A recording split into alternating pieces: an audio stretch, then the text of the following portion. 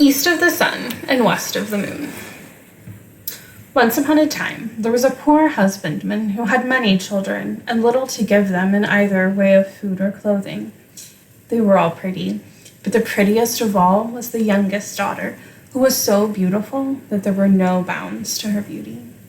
So once, it was late on a Thursday evening in autumn, and wild weather outside, terribly dark, and raining so heavily and blowing so hard that the walls of the cottage shook again. They were all sitting together by the fireside, each of them busy with something or other, when suddenly someone rapped 3 times against the window pane. The man went out to see what could be the matter, and when he got out, there stood a great big white bear. "Good evening to you," said the white bear. "Good evening," said the man. "Will you give me your youngest daughter?" said the white bear. "If you will, you shall be as rich as you are now poor." Truly, the man would have had no objection to being rich, but he thought to himself, "I must first ask my daughter about this." So he went in and told them that there was this great white bear outside who had faithfully promised to make them all rich if he might but have the youngest daughter. She said no and would not hear of it, so that the man went out again and settled with the white bear that he should come back again next Thursday evening and get her answer. Then the man persuaded her and talked so much to her about the wealth that they would have and what a good thing it would be for herself that at last she made up her mind to go, and washed and mended all her rags, made herself as smart as she could, and held herself in readiness to set out. Little enough had she to take away with her. Next Thursday evening, the white bear came to fetch her. She seated herself on his back with a bundle, and thus they departed. When they had gone a great part of the way, the white bear said, "Are you afraid?" "No, that I am not," she said. "Keep tight hold of my fur, and then there is no danger." And thus she rode far, far away until they came to a great mountain. Then the white bear knocked on it, and a door opened, and they went into a castle where there were many brilliantly lighted rooms, which shone with gold and silver, likewise a large hall in which there was a well-spread table. And it was so magnificent that it would be hard to make anyone understand how splendid it was. The white bear gave her a silver bell and told her that when she needed anything, she had but to ring this bell, and what she wanted would appear.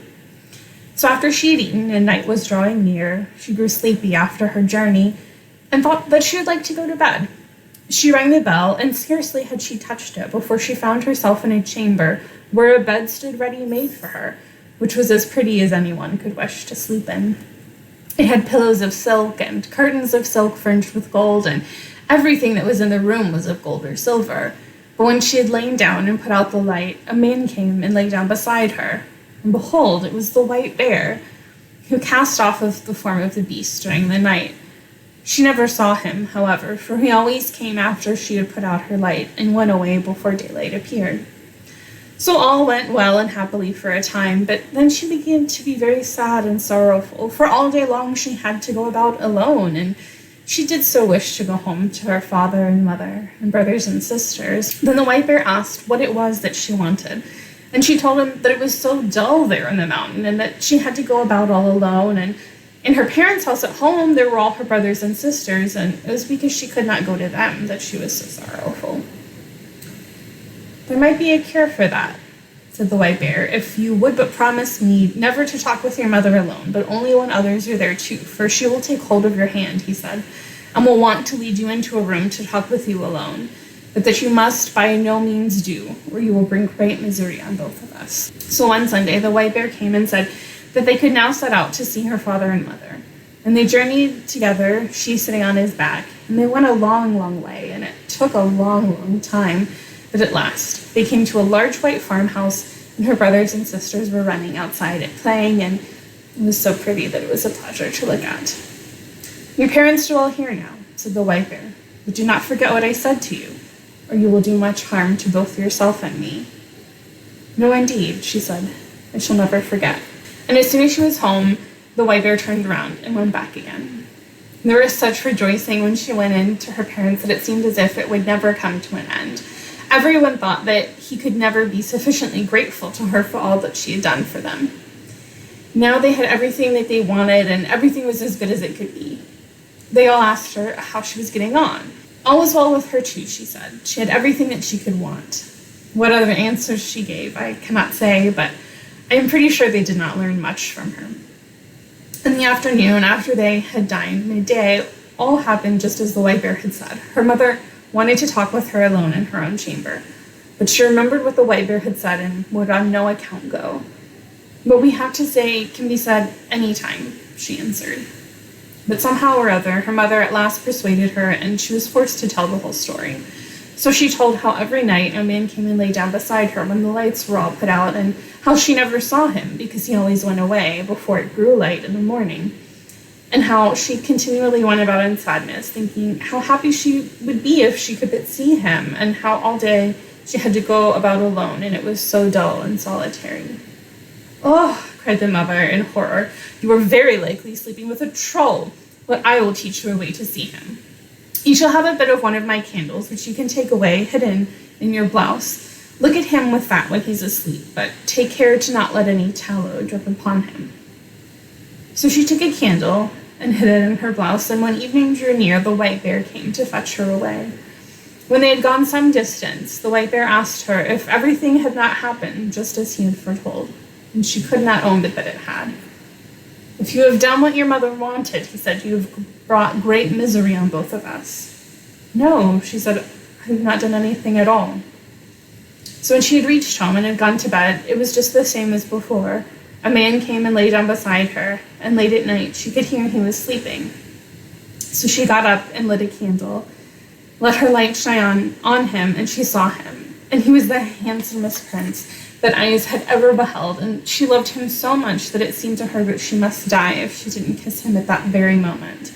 So she did kiss him, but while she was doing so, she let 3 drops of hot tallow fall upon his shirt, and he awoke. "What have you done now?" he said. "You've brought misery on both of us. If you had but held out for the space of 1 year, I should have been free. I have a stepmother who's bewitched me, so that I am a White Bear by day and a man by night. But now all is at an end between you and me, and I must leave you and go to her. She lives in a castle which lays east of the sun and west of the moon, and there is a princess with a nose 3 ells long, and she is the one who now I must marry." She wept and lamented, but all was in vain, for go he must. Then she asked if she could not go with him. But he said that could not be. "Can you tell me the way then, and I will seek you? That I must surely be allowed to do." "Yes, you may do that," he said, "but there is no way. It lies east of the sun and west of the moon, and never would you find your way there." When she awoke in the morning, both the prince and the castle were gone, and she was lying on a small green patch in the midst of a dark, thick wood. Beside her lay the selfsame bundle of rags she had brought with her from her own home. So when she had rubbed the sleep out of her eyes and wept until she was weary, she set out on her way and walked for many and many a long day, until at last she came to a great mountain. Outside it, an aged woman was sitting, playing with a golden apple. The girl asked her if she knew the way to the prince who lived with his stepmother in the castle which lay east of the sun and west of the moon, and who was to marry a princess with a nose which was about 3 ells long. "How do you happen to know about him?" inquired the old woman. "Maybe you are she who ought to have had him." "Indeed I am," she said. "So is it you then?" said the old woman. "I know nothing about him, but that he dwells in a castle which is east of the sun and west of the moon. You will be a long time in getting to it, if ever you even do get to it at all, but you shall have the loan of my horse, and then you can ride it on to an old woman who's a neighbor of mine. Perhaps she can tell you about him." "When you have got there, you must just strike the horse beneath the left ear and bid it go home again, but you may take the golden apple with you." So the girl seated herself on the horse and rode for a long, long way, and at last she came to the mountain, where an aged one was sitting outside with a gold carding comb. The girl asked her if she knew the way to the castle which lay east of the sun and west of the moon, but she said what the first woman had said. "I know nothing about it, except that it is east of the sun and west of the moon, and that you will be a long time in getting to it, if ever you get there at all. But you may have the loan of my horse, and then you can ride on to an old woman who lives the nearest to me. Perhaps she may know where the castle is, and when you have got to her, you must just strike the horse beneath the left ear and bid it go home again." Then she gave her the gold carding comb. For it might perhaps be of use to her, she said. So the girl seated herself on the horse and rode her wearisome long way outwards again. And after a very long time, she came to a great mountain where an aged woman was sitting, spinning at a golden spinning wheel. Of this woman, too, she inquired if she knew the way to the prince and where to find the castle which lay east of the sun and west of the moon. But it was only the same thing once again. Maybe it was you who should have had the prince, said the old woman. Yes, indeed, I should have been the one, said the girl. But this old crone knew the way no better than the others. It was east of the sun and west of the moon, she knew that. You will be a long time in getting to it, if ever you get to it at all, she said. But you may have the loan of my horse, and I think you had better ride to the east wind and ask him. Perhaps he may know where the castle is and blow you thither. But when you've got to him, you must just strike the horse beneath the left ear, and he will come home again. And then she gave her the golden spinning wheel, saying, Perhaps you may find that you have use for it. The girl had to ride for a great many days, and for a long and wearisome time before she got there, but at last she did arrive, and then she asked the east wind if he could tell her the way to the prince, who dwelt east of the sun and west of the moon. Well, said the east wind, I have heard tell of the prince and of his castle, but I do not know the way to it, for I have never blown so far. But, if you like, I will go with you to my brother the west wind. He may know, for he is much stronger than I am. You may sit on my back, and I can carry you there. So she seated herself on his back, and they did go swiftly. When they got there, the east wind went in and said that the girl whom he had brought was the one who ought to have had the prince up at the castle which lay east of the sun and west of the moon, and that now she was traveling about to find him again. So he had come there with her and would like to hear if the west wind knew whereabouts the castle was. No, said the west wind. So far as that have I never blown, but if you like, I will go with you to the south wind, for he is much stronger than either of us, and he has roamed far and wide. Perhaps he can tell you what you want to know. You may seat yourself on my back, and I will carry you to him. So she did, and journeyed to the south wind. Neither was she very long on the way. When they had got there, the west wind asked him if he could tell her the way to the castle that lay east of the sun and west of the moon, for she was the girl who ought to marry the prince who lived there. Oh, indeed, said the south wind. Is that she? Well, he said, I have wandered about a great deal in my time and in all kinds of places, but I have never blown so far as that. If you like, however, I will go with you to my brother the north wind. He is the oldest and strongest of all of us, and if he does not know where it is, no one in the whole world will be able to tell you. You may sit upon my back, and I will carry you there. So she seated herself on his back, and off he went from his house in a great haste, and they were not long on the way. When they came near the north wind's dwelling, he was so wild and frantic they felt a cold gust long before they got there. What do you want? He roared out from afar, and they froze as they heard. Said the south wind, It is I, and this is she who should have had the prince who lives in the castle which lays east of the sun and west of the moon. And now she wishes to ask you if you have ever been there and can tell her the way, for she would gladly find him again. Yes, said the north wind, I know where it is. I once blew an aspen leaf there, but I was so tired that for many days afterward I was not able to blow at all. However, if you are really anxious to go there, and are not afraid to go with me, I will take you on my back and try if I can blow you there. Get there I must, said she, and if there is any way of going I will, and I have no fear, no matter how fast you go. Very well, then, said the north wind, but you must sleep here tonight, for if we are ever to get there, we must have the day before us. The north wind woke her betimes next morning and puffed himself up and made himself so big and so strong that it was frightful to see him, and away they went, high up through the air, as if they would not stop until they reached the very end of the world. Down below there was such a storm. It blew down woods and houses, and when they were above the sea, the ships were wrecked by hundreds. And thus they tore on, and a long time went by. And then yet more time passed, and still they were above the sea, and the north wind grew tired, and more tired, and at last so utterly weary that he was scarcely able to blow any longer, And he sank lower and lower, until at last he went so low that the crests of the waves dashed against the heels of the poor girl he was carrying. "Art thou afraid?" said the North Wind. "I have no fear," said she, and it was true. But they were not very, very far from land, and there was just enough strength left in the North Wind to enable him to throw her onto the shore, immediately under the windows of the castle, which lay east of the sun and west of the moon. But then he was so weary and worn out that he was forced to rest for several days before he could go home again. Next morning, she sat down beneath the walls of the castle to play with the golden apple, and the first person she saw was the maiden with the long nose who was to have the prince. "How much do you want for that gold apple of yours, girl?" said she, opening the window. "It can't be bought for either gold or money," answered the girl. "If it cannot be bought either for gold or money, what will buy it? You may say what you please," said the princess. "Well, if I may go to the prince who is here and be with him tonight, you shall have it," said the girl who had come with the North Wind. "You may do that," said the princess, for she had made up her mind what she would do. So the princess got the golden apple, but when the girl went up to the prince's apartment that night, he was asleep, for the princess had so contrived it. The poor girl called to him and shook him in between whiles she wept, but she could not wake him.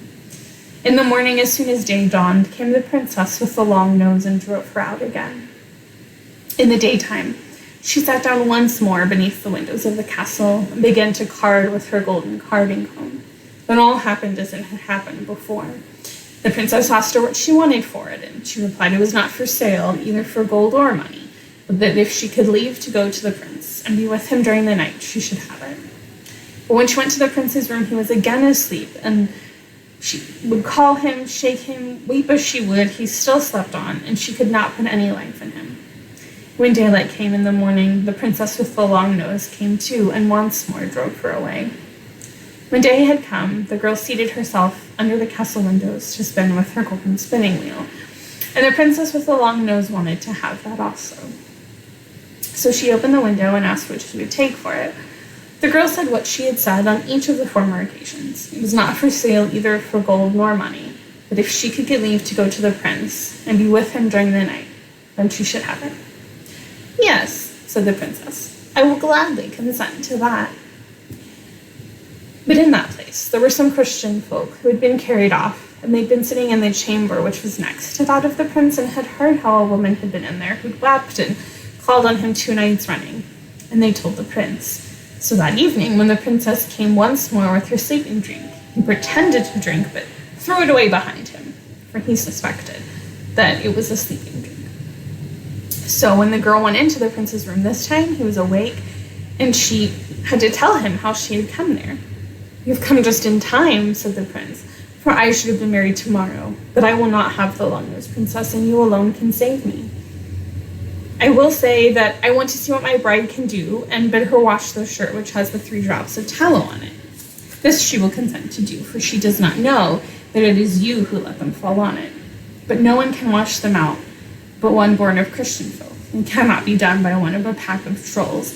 And when I say that, no one shall ever be my bride but the woman who can do this, and I know that you can." There was great joy and gladness between them all night, but the next day, when the wedding was to take place, the prince said, "I must see what my bride can do." "That you may do," said the stepmother.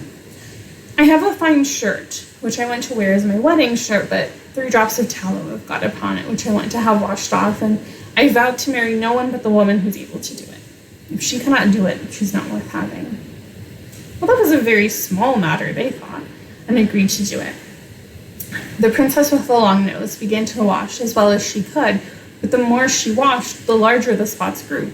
"Ah, you can't wash at all," said the old troll hag. "Give it to me." But she, too, had not had the shirt very long in her hands before it looked worse still, and the more she washed, the larger and blacker the spots grew. So the other trolls had to come and wash, but the more they did, the blacker and uglier grew the shirt, until at length it was as black as if it had been up a chimney. "Oh," cried the prince, "not one of you is good for anything at all. There's a beggar girl sitting outside the window, and I'll be bound that she can wash better than any of you."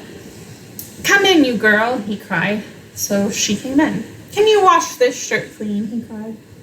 "Oh, I don't know," she said, "but I will try."